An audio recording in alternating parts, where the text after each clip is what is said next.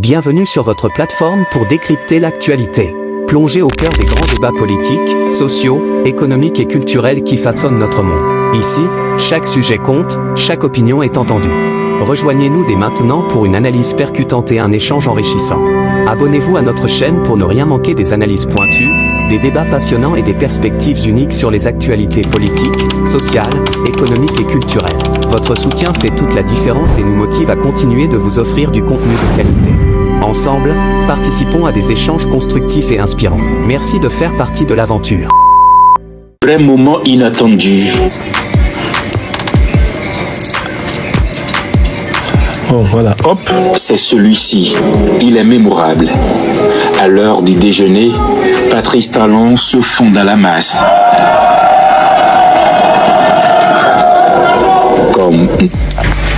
Je vais vous reprendre l'élément. Le vrai moment inattendu, c'est celui-ci. Il est mémorable. À l'heure du déjeuner, Patrice Talon se fond dans la masse. Ouais. Comme n'importe quel soldat, il prend place dans le rang pour aller se faire servir. Ici, plus de barrières, plus de protocoles. Le président est un homme parmi les siens, partageant leur quotidien, ne serait-ce que l'instant d'un repas.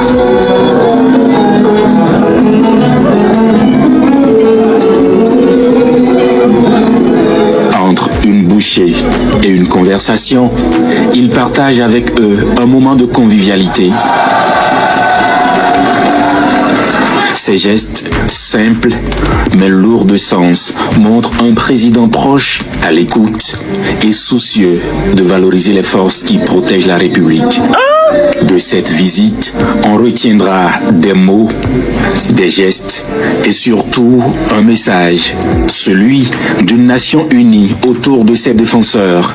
À la veille de la nouvelle année, Patrice Talon offre à ses soldats et à tout le Bénin un espoir renouvelé, un hommage sincère à ceux qui, chaque jour, se battent pour que vive en paix tout un pays.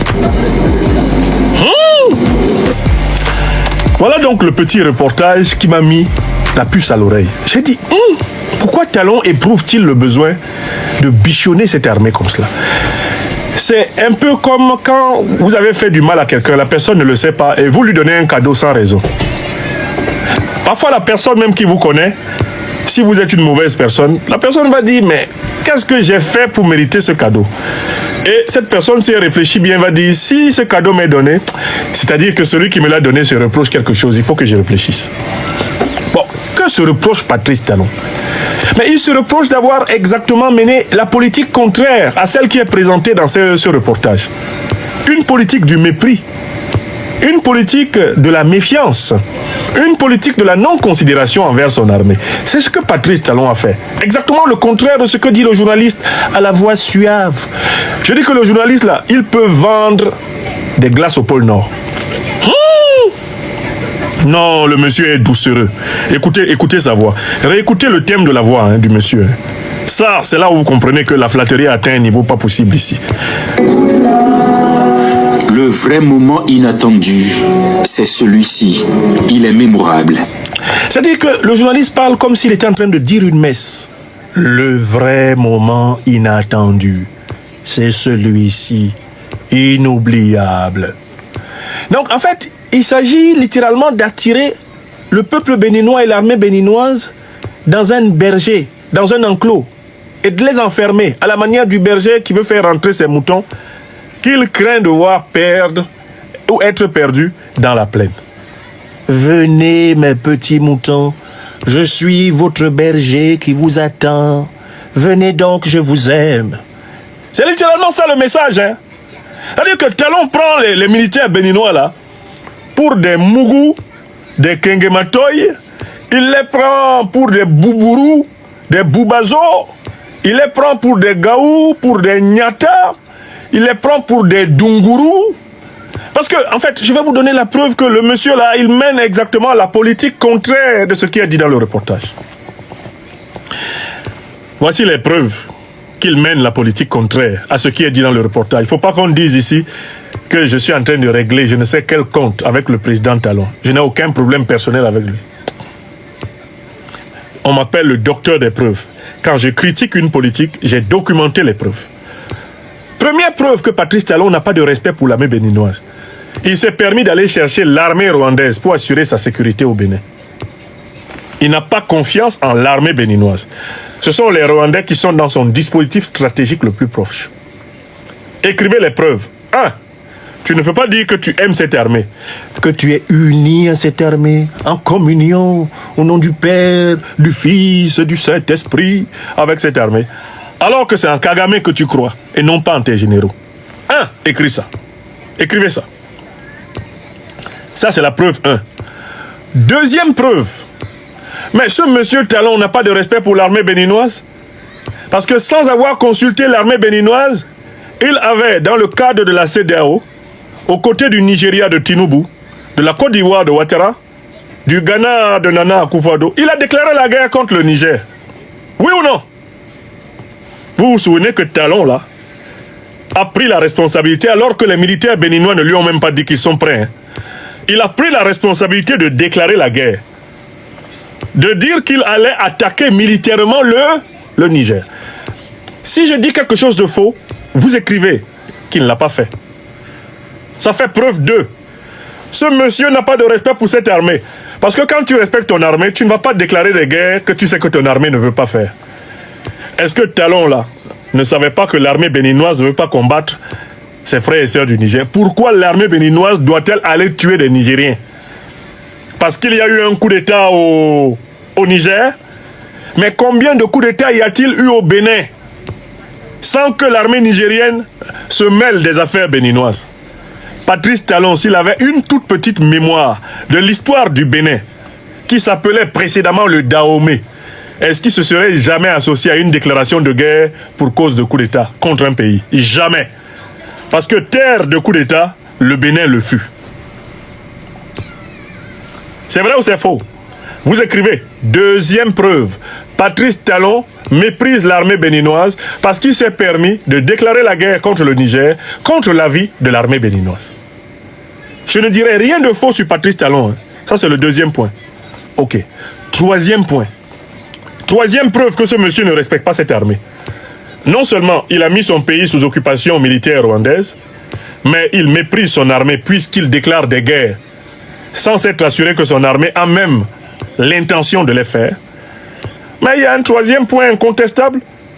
Toutes les accusations de servir de base arrière à la déstabilisation des pays de l'AES, toutes les accusations principales qui sont formulées et documentées par le Niger, le Burkina Faso et le Mali, elles impliquent le Bénin.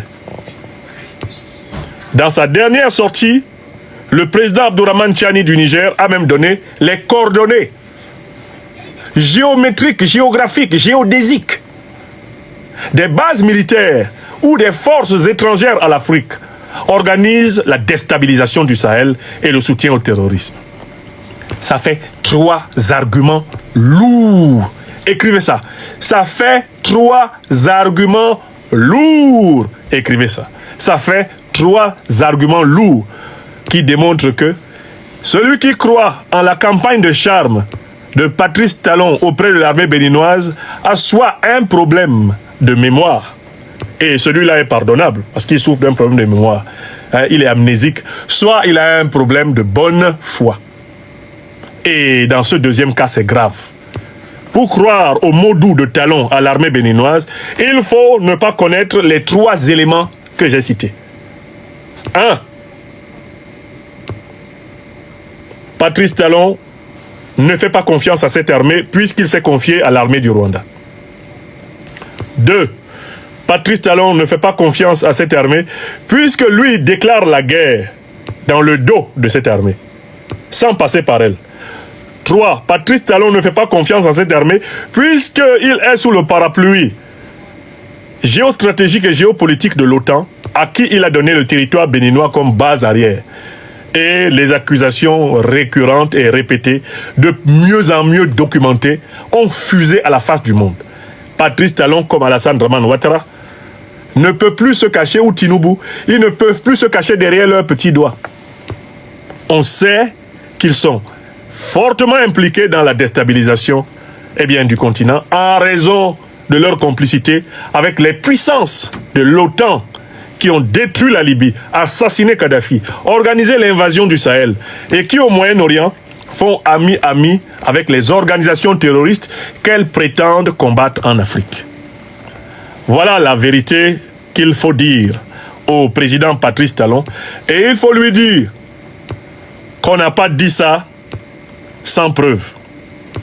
S'il faut alors rappeler son rôle dans la déstabilisation économique de la sous-région, avec la fermeture unilatérale du port de Cotonou, dans le but de faire mourir les Nigériens, alors la liste pourrait s'allonger ad vitam aeternam. On n'a même pas besoin de tout cela. Je vous donne 3 arguments qui prouvent que Patrice Talon n'aime pas l'armée du Bénin. Et tant pis pour ceux qui au Bénin croient en Talon. Parce que croire en Talon, c'est talonner sa propre intelligence. Croire en Talon, c'est avaler son cerveau. Croire en Talon, c'est fermer les yeux, se boucher les oreilles, les narines. Tout, c'est ne pas être en contact avec la réalité.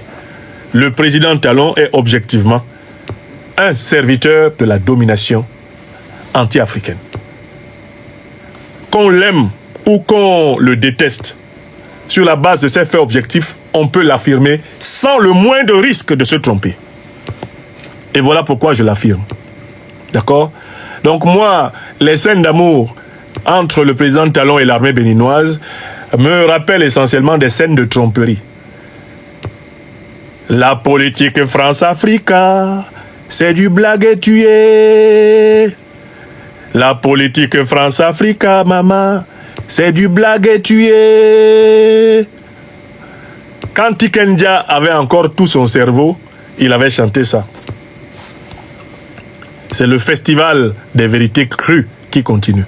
Nous allons passer au 3e sujet. Hein? On a clarifié? En tout cas, les militaires béninois qui croient en lui, voilà.